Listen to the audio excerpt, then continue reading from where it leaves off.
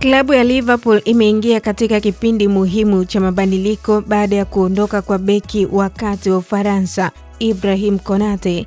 Klabu hiyo inafanya kila juhudi kuhakikisha mchezaji huyo anabaki Anfield, lakini hatimaye imepoteza mmoja ya nguzo zake muhimu katika safu ya ulinzi. Kuondoka kwake kumeacha pengo kubwa ambalo sasa linahitaji kuzibwa kabla ya kuanza kwa msimu mpya. Chini ya kocha Andoni Iraola, Liverpool sasa inaangalia namna bora ya kujenga upya safu yake ya ulinzi huku ikidumisha ushindani katika ngazi ya juu.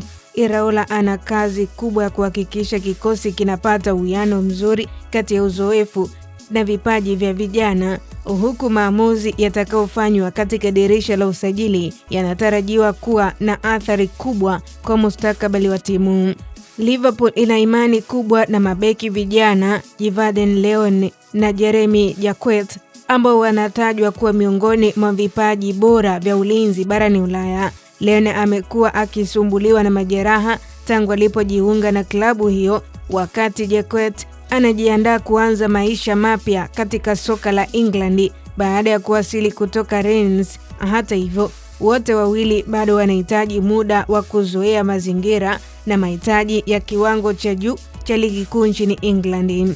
Kutokana na hali hiyo, viongozi wa Liverpool wanaendelea kutafuta beki mwingine kwa kuongeza nguvu katika kikosi. Joel Ordonez wa klabu Bruges amebaki kuwa mmoja ya malengo makuu ya klabu kutokana na uwezo wake mkubwa wa kucheza mpira, nguvu za mwili na utulivu wake akiwa uwanjani. Wakati huo Virgil van Dijk anaendelea kuwa kiongozi muhimu kwa safu ya ulinzi licha ya kuongezeka umri, jambo linaloifanya klabu kufikiria namna ya kupunguza mzigo wake wa kucheza mechi nyingi.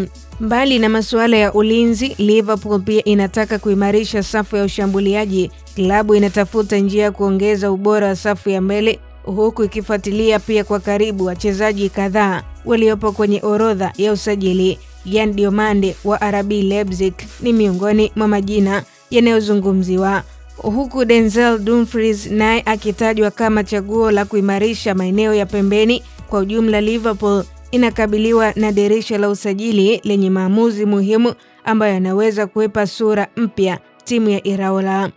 Kwa update zaidi za kimichezo kimataifa, usiache kutufuatilia kwenye mitandao yetu ya kijamii Instagram, Facebook na Twitter. Tufollow kama Kasako Media. Usisahau kusubscribe na bonyeze alama ya kengele ili wa kwanza kupata taarifa mbalimbali. Mimi naitwa Official Diaga.